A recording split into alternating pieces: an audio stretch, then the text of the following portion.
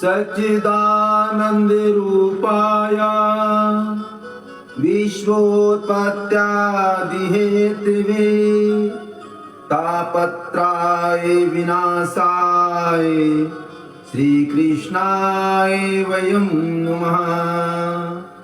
यं प्रव्रजन्तमनुपेतं पेतकृत्यं द्वैपायनो म्रेकातराजुहाव पुत्रेति तन्मयतया तरवो विनेदुस् तं सर्वभूते हृदयं मुनमान्तो अस्मि।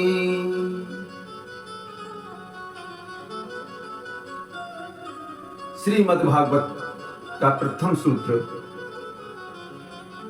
में हम प्रवेश कर रहे हैं। सच्चिदानंद रूपाया, सत चित आनंद। सत्य क्या है, चित्त क्या है, आनंद क्या है? बड़े ध्यान से सुनना। आज कथा का प्रथम दिवस है। सत्य, सत्य वह नहीं जो हमको इस जगत में दिखाई देता है। सत्य वह नहीं जो हमें इन नेत्रों के द्वारा दिखाई दे रहा है। जो इन नेत्रों से दिखाई दे रहा है वह कल दिखाई नहीं देगा। जो आज दिखाई दे रहा है वह कल नहीं दिखेगा। ये सब नाशवान है। ये प्रभु की माया है। यही सत्य है। सत्य सिर्फ ईश्वर है। सत्य है, श्री कृष्ण है।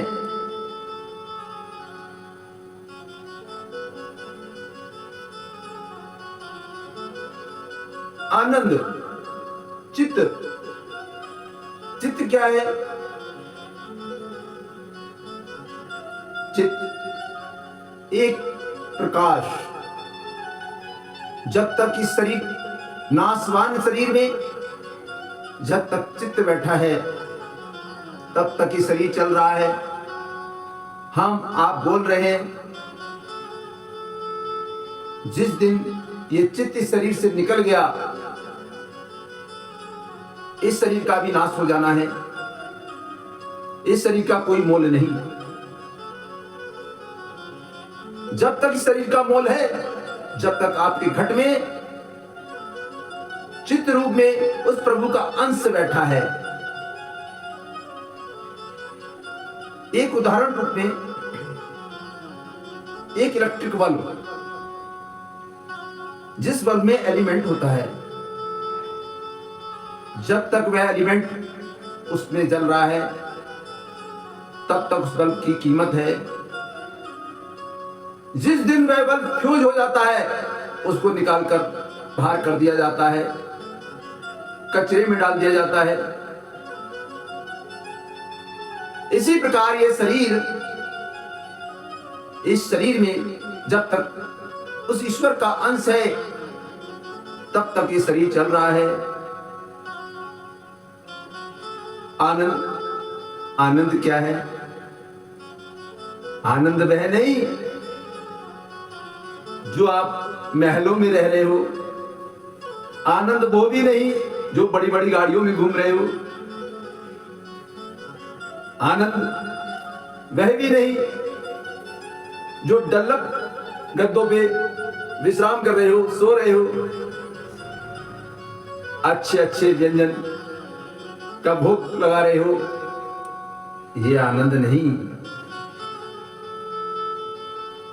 आनंद तो वह है जो ईश्वर के श्री चरणों में बैठकर कीर्तन कर रहा है, भजन कर रहा है।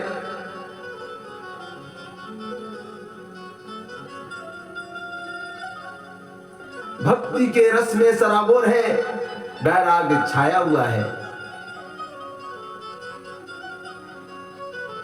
यही सच्चा आनंद है। इस बच्चे को बिठा दो, कथा को बहुत अच्छे से श्रवण करो, अपनी गोद में ले लो मैया। आज कथा का प्रथम दिवस है।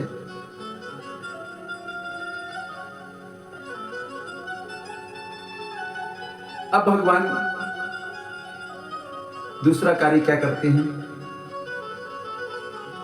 विश्वोत्पत्त्यादि हेतवे, विश्व की उत्पत्ति करते हैं।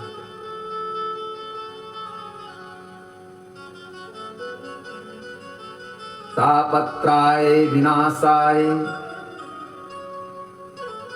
3 प्रकार के तापों का नाश करते हैं। कौन से हैं? दैहिक, दैविक, भौतिक। रामचरितमानस की एक बहुत अच्छी चौपाई याद आ रही है। दैहिक दैविक भौतिक तापा, राम राज नहीं काहू व्यापा। दैहिक दैविक भौतिक तापा, राम राज नहीं काहू व्यापा। जिसके घट में, जिसके हृदय में राम का वास है, मेरे गोविंद का वास है, इन 3 प्रकार के तापों का उस पर कोई प्रभाव नहीं पड़ता। अब दैहिक दैविक भौतिक तापा, ये कौन से ताप हैं? इसको समझेंगे। जो आपके शरीर में पीड़ा हो रही है,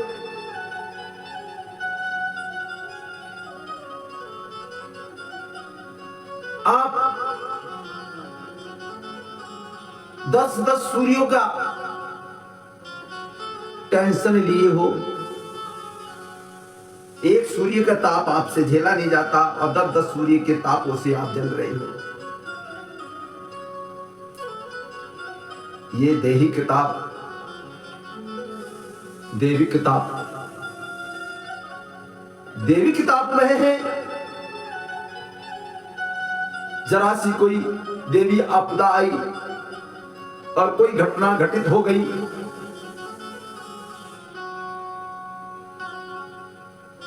उसी घटना में वह अपने आप को समझ लेता है मैं तो मर गया। उसको ताप सताने लगता है, बहुत कड़क सर्द पड़ जाए, ठंडक पड़ जाए, ठिठुर रहा है, उस पर ताप झेला ही नहीं जा रहा है। वर्षा, बहुत तेज बारिश हो गई, पानी रोड पे भर गया, लेकिन परेशान खुद भी है।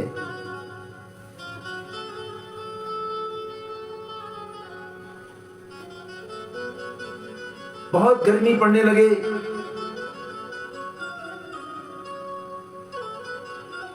ओफो बर्दाश्त नहीं हो रहा है, ये दैविक ताप है।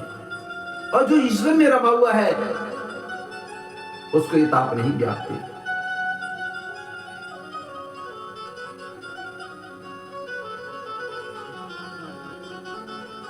भौतिक ताप, जो भौतिक के आपने संसाधन एकत्रित कर रखे हैं ना, इनसे भी सुख प्राप्त नहीं होता, आनंद प्राप्त नहीं होता। जितने बड़े संसाधन उतनी ही बड़ी समस्या, जितने बड़े संसाधन उतनी ही बड़ी समस्या। बहुत तेज गर्मी पड़ रही है, इस ताप से बचने के लिए आपने भौतिक संसार का जो संसाधन था, एसी लगा लिया, पंखा लगा लिया, अब एसी खराब हो गया, एसी बंद हो गया, लाइट चली गई, बर्दाश्त नहीं होता।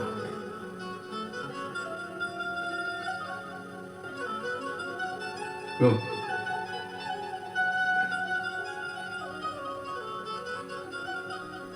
गाड़ी है, गाड़ी खराब हो गई तो यात्रा ही बंद। ये जितने भी भौतिक संसाधन हैं, ये सारे समस्या उत्पन्न करने वाले हैं, शरीर को पीड़ा देने वाले हैं। इसलिए जो भगवान में रमा हुआ है, ईश्वर का भजन कर रहा है, वह इन तापों से बहुत दूर है। बोलिए राधे राधे, बोलिए बांके बिहारी लाल की जय।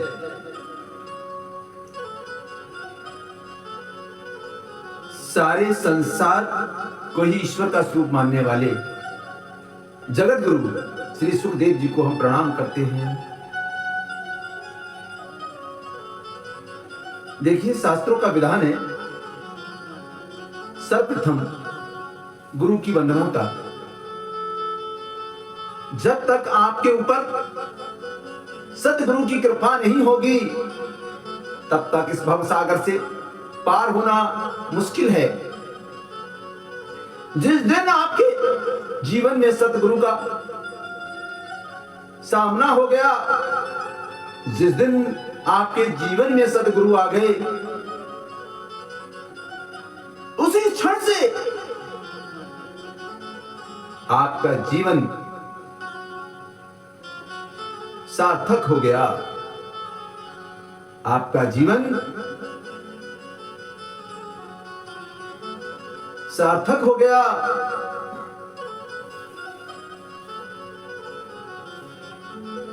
गुरु बिन भाव निधि तरे न कोई, जो बिरंची शंकर सम होई।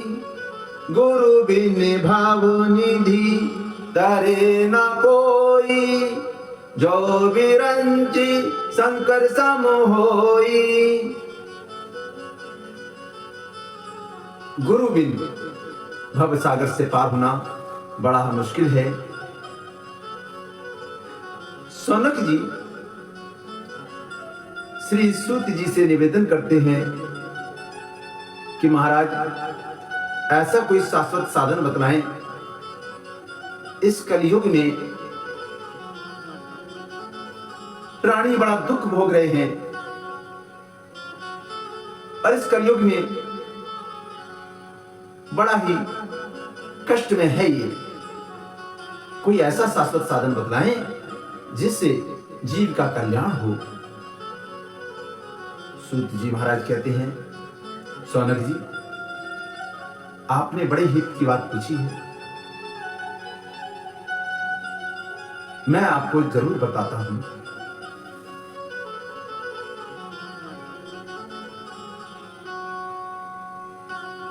किस ज्ञान और वैराग्य से प्राप्त होने वाले महान विवेक की वृद्धि किस प्रकार होती है,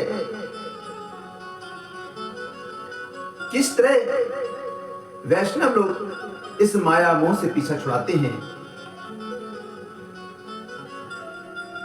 इसके विषय में मैं आपको अवश्य बताऊंगा।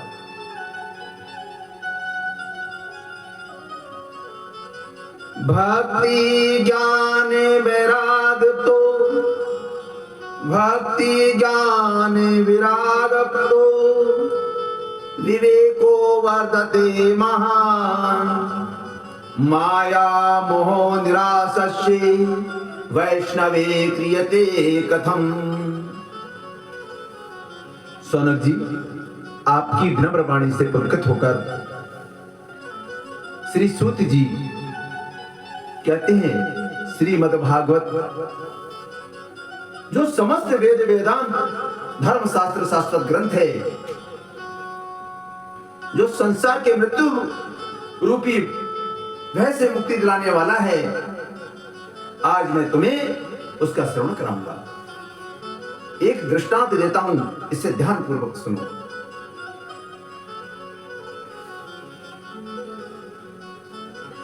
सुखदेव जी गंगा के पवित्र बटत छाया के नीचे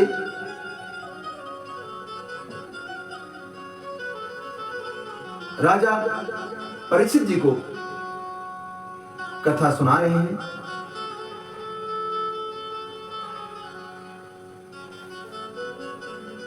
उसी क्षण देवता लोग वहां पधारते हैं अमृत का कलश लेकर। उस कलश को जब सुखदेव जी देखते हैं और देवताओं से पूछते हैं ये क्या है, देवता लोग कहते हैं महाराज ये अमृत से भरा अमृत कलश है। सुखदेव जी कहते हैं ये यहां पर किस लिए लाए हो? तब देवता कहते हैं महाराज हम इसलिए लाए हैं, हमें पता चला है कि परीक्षित मरने वाले हैं। ये जो अमृत है आप परीक्षित जी को पिला दीजिए जिससे इनके मरने की समस्या ही समाप्त हो जाए। और जो आप अमृत रूपी कथा इनको पिलाने वाले थे वो हम देवताओं को पिला दीजिए। सुखदेव जी कहते हैं अरे ठगियाओ तुम हम ही को ठगने चले आए। कहां तुम्हारा कांच का टुकड़ा और कहां करोड़ की मणि, कहां मणि कहां कांच? अरे ये विनिमय तब होता है जब सौदा बराबर का हो।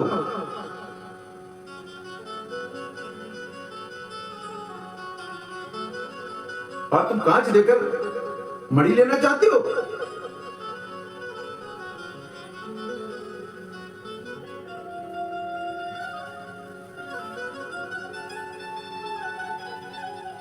जाओ ये उठाओ और यहां से भागो यहां से। एवं विनिमय जाते सुधा राज्ञा प्रपीताम प्रपास्यामो वयम सर्वे श्रीमद्भागवतामृतम। देवताओं की चालाकी समझ गए, इसलिए सुखदेव जी ने देवताओं को वहां से भगा दिया और देवता लोग वहां से जाने के बाद सीधे ब्रह्मा जी के पास पहुंचे। ब्रह्मा जी से बोलते हैं महाराज हमारी बहुत बड़ी बेइज्जती की गई। ब्रह्मा जी बोलते हैं कैसी बेइज्जती, क्या हुआ? तब देवता कहते हैं महाराज सुखदेव जी राजा परीक्षित जी को कथा सुना रहे थे, हम भी वहां पहुंच गए अमृत का कलश लेकर। हमने कहा महाराज ये अमृत परीक्षित जी को पिला दीजिए और जो आप कथा इनको पिलाने वाले हैं वो हमको पिला दीजिए। अरे परीक्षित जी मरने की समस्या थी और हमारा ये अमृत कोई मामूली तो था नहीं, जो उन्होंने इसको कांच का टुकड़ा कहकर इसको ठुकरा दिया और अपनी कथा को मणि के समान बताया। ये बात सुनकर ब्रह्मा जी को भी आश्चर्य हुआ और ब्रह्मा जी कहते हैं ठीक है अभी कथा प्रारंभ हुई है ना, कथा चलने दो, 7 दिन बीतने दो, फिर देखते हैं क्या क्या परिणाम होता है। 7 दिन बीते, राजा परीक्षित को मोक्ष मिला।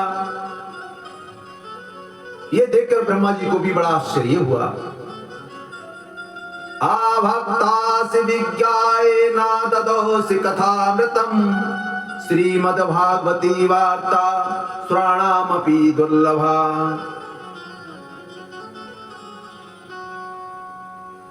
श्री श्रुति जी कहते हैं हे ऋषियों एक वो देव दुर्लभ कथा है जो हम सबको बड़े साधारण रूप से सुलभ हो रही है।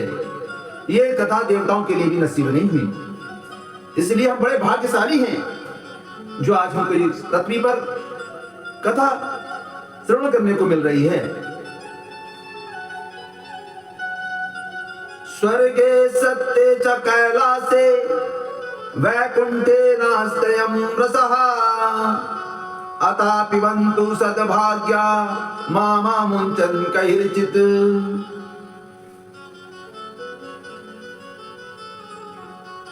यह कथा सत्यलोक में भी नहीं है, ना कैलाश ना वैकुंठ में, ना त्रयम रसः।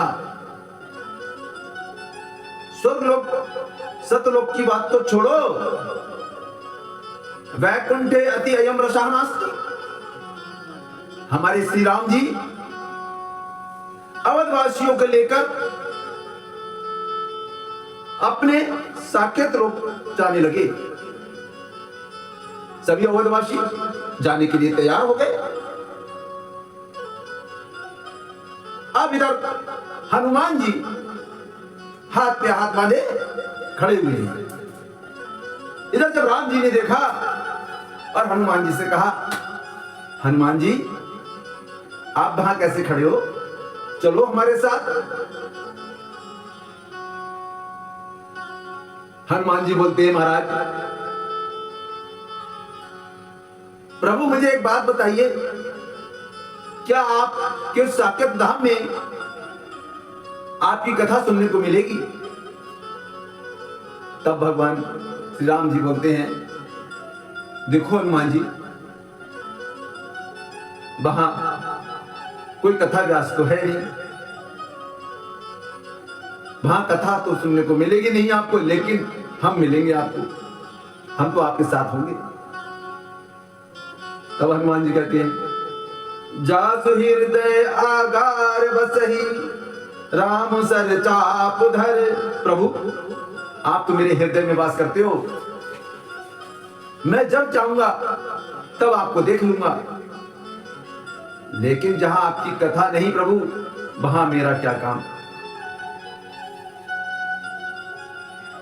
ये कहकर हनुमान जी नहीं गए। इसलिए जहां भी कथा होती है,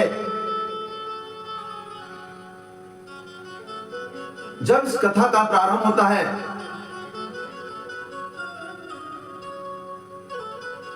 हनुमान जी अपना आसन वहां ले लेते हैं। हनुमान जी साक्षात वहां विराजमान हो जाते हैं। यहां पर आप सभी माता बहनें, भाई बच्चे बैठे हुए हैं। किस रूप में आकर हनुमान जी यहां विराजमान हो गए, हमें पता भी नहीं चल सकता। हो सकता है हमारे बगल में बैठे हो हनुमान जी। जब मैं इस व्यास गद्दी पे बैठा, मुझे ऐसा लगने लगा कि कोई मेरे सामने एक बड़ा सा अद्भुत दृश्य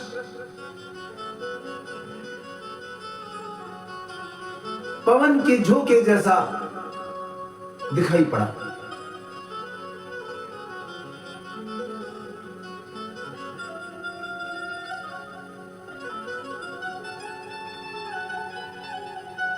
एक बार की बात है,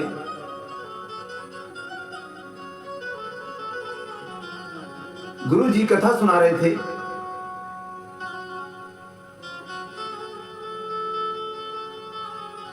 और उस प्रांगण में कुछ भक्त लोग कथा सुनने आया करते थे। गुरु जी एक आसन लगा दिया करते थे और उस आसन पर चादर बिछाकर वो आसन रखा जाता था। डेली वो ये नियम करते थे। एक भक्त ने पूछा, महाराज ये आसन आप रोज बिछाते हो और इस पे किसी को बैठने भी नहीं देते हो, ये काहे को बिछाते हो? कोई इस पे बैठता भी नहीं, कोई आता है नहीं, और आप इस आसन को रोज बिछाते हो। तब गुरुजी बोले, आपको पता है इस आसन पर कोई नहीं बैठता? हाँ, हमने तो ये देखा कोई नहीं बैठता, और जब कथा हो जाती तब आप उठा के रख देते हो। ऐसा नहीं। अगर आपको ऐसा लगता है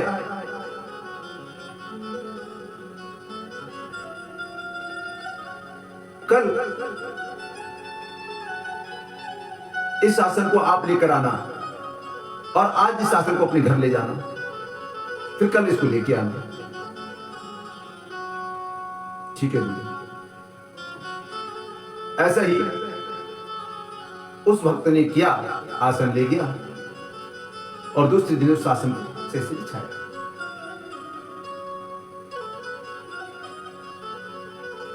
हल्का आसन था। जब कथा प्रारंभ हुई, उसके थोड़ी देर बाद गुरुजी ने बोला, सुनो इधर आओ, ये आसन तुम ले गए थे? जी महाराज। कहां बिछाया? ये बिछाया? जी महाराज। जरा उठाओ इस आसन को। वो आसन हिला तक नहीं, वो आसन हिला तक नहीं। बोले महाराज ये तो आसन उठ भी नहीं रहा, मैं जब ले गया था लाया तो बहुत हल्का था।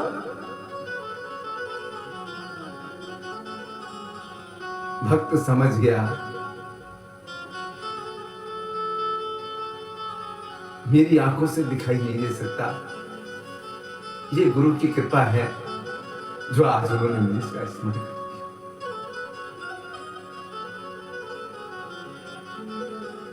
हाँ,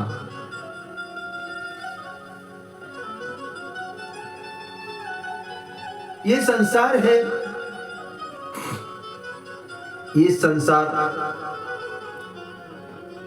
आपको सिर्फ धोखा ही देगा।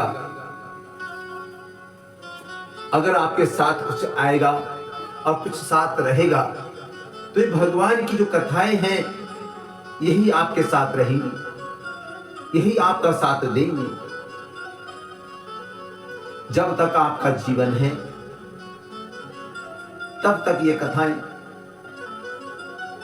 आपको जीने का रहस्य बताती रहेंगी और मृत्यु का रहस्य बताएंगी।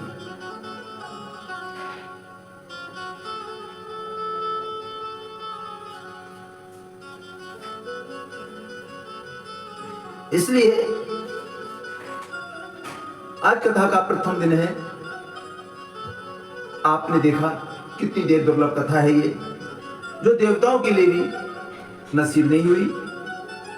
जब ये देखा ब्रह्मा जी ने तुरंत ही आदेश दिया, राज्यो मोक्षम तथा वीक्षे पुराधातापि विस्मृता सतलोके तुलामध्वा तोल्यग्र साधनांजया। तुरंत उन्होंने सत्यलोक से तराजू मंगाया। एक तरफ सभी प्राण रखे, प्राण शास्त्र वेद रख दिए, और एक तरफ श्रीमद् भागवत कथा, श्रीमद् भागवत को रख दिया। श्रीमद् भागवत एक सूत भी नहीं हिला। ये है इसकी महिमा।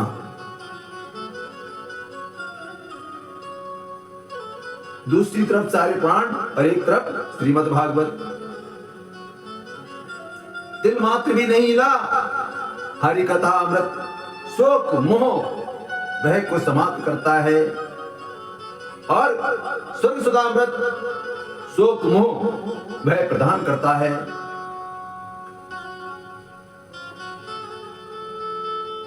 स्वर्ग सुधामृत की एक और विशेषता सुनिए, यह सीमित है।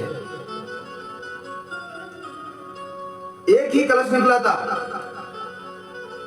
एक ही कलश देवताओं के पास निकला था। समुद्र मंथन के समय पर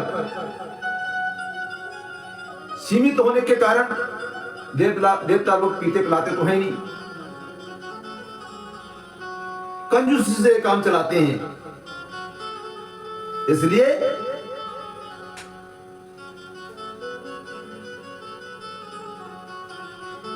सुन कर काम चला लेते हैं, जबकि हरि कथा अमृत इसमें कंजूसी का कोई काम नहीं। चाहे जितनी पियो, पीते रहो।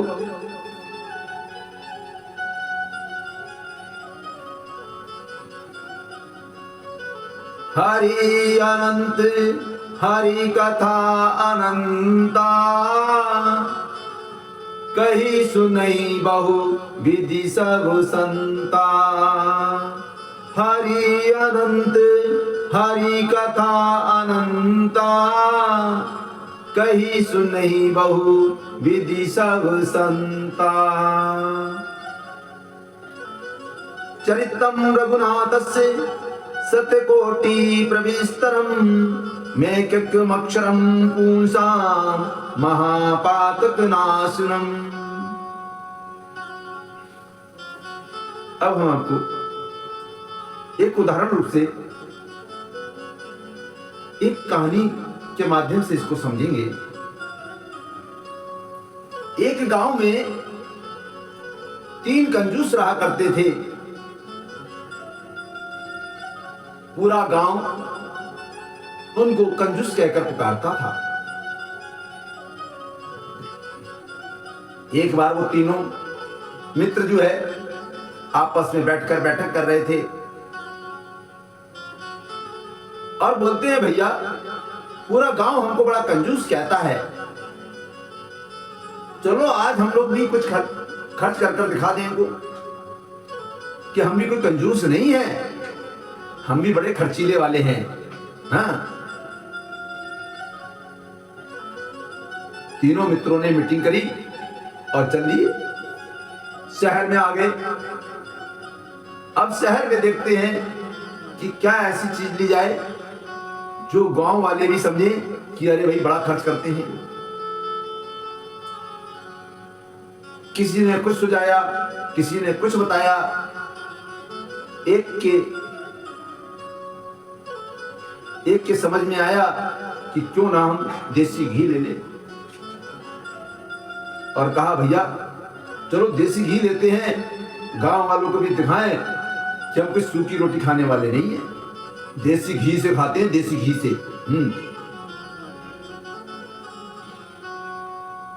सभी ने 200 ग्राम देसी घी लिया और थैली में लटकाते हुए सीना तान के अपने गांव में चले आ रहे हैं। गांव वालों को दिखाते हुए, देखिए जो कोई नया काम करता है ना तो बड़ा अपने आप को दिखाता है, देखो भैया हम ये, देखो भैया ये भी है, बड़ा दिखाता है। लेकिन जो वास्तविक होता है वो दिखाता नहीं है।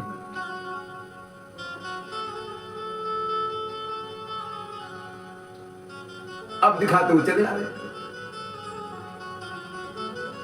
गांव वालों को पता लगा देसी घी लेके आ रहे हैं।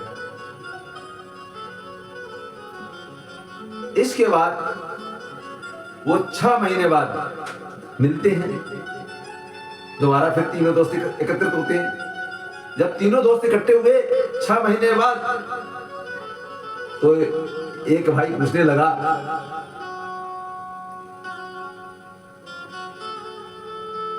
तीसरे से, अरे भाई ये बता तेरा घी कैसे चल रहा है? तो कहता है महाराज घी तो मेरा बहुत ही झक्कास चल रहा है, बढ़िया। अच्छा अभी चल रहा है, कैसे? अरे भाई देख, मेरे यहाँ की जो रोटी बनती है ना, और मैं एक रोटी ऊपर की और एक रोटी नीचे की चुपड़ लेता हूं, सारी रोटी चुपड़ी मानकर पा लेता हूं। अच्छा, इतना खर्च करती हो तुम? अरे इतना खर्च? हाँ, ये बहुत खर्च करते हो तुम। अच्छा, तो दूसरे वाले से बोला, भैया तू बता, तू क्या कैसे खर्च करता है? तू इसको कैसे खर्च करता है, बता भैया। बोले देख भाई, मेरे पास एक अंजन की सलाई है। अंजन जानते हो ना? अंजन किसकी? जो माता मैंने काजल सलाई से लगाती है उस। हाँ। बोले देख भाई, मेरे पास अंजन की सलाई है, मैं सीसी में उस सलाई को डुबोता हूं और जो रोटी मेरे यहां बनी होती है उन रोटियों में चुबो देता हूं। सारी रोटियों में घी भी लग जाता है और उसे बड़े मन से पा लेता हूं। अब पहला वाला सुन रहा था, राम राम, इतना खर्च? अब ये देश चलने वाला नहीं, इतना खर्च? अब दूसरा और तीसरा बोला, भैया तू ही बता, तू कैसे खर्च करता है? तू तो ऐसे चौंक रहा है, हमने कितना खर्च कर दिया। अब तू ही बता भैया, तू कैसे खर्च करता है? बोले देखो भाई, मेरे घर की रोटी बन जाती है जब,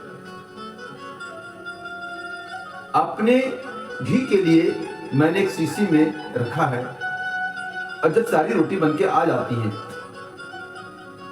तब मैं उस शीशी को उन रोटियों के चारों तरफ घुमा देता हूं और शीशी का ढक्कन खोल के रख देता हूं। वाह वाह, क्या भीनी भीनी खुशबू आती है। रोटी भी पा लेता हूं और घी भी मेरा खर्च नहीं होता। तो यही हाल इन देवताओं का है। अभी तक अमृत का कलश लेकर बैठे हुए हैं, सुन सुनकर काम चला रहे हैं। बोलिए राधे राधे।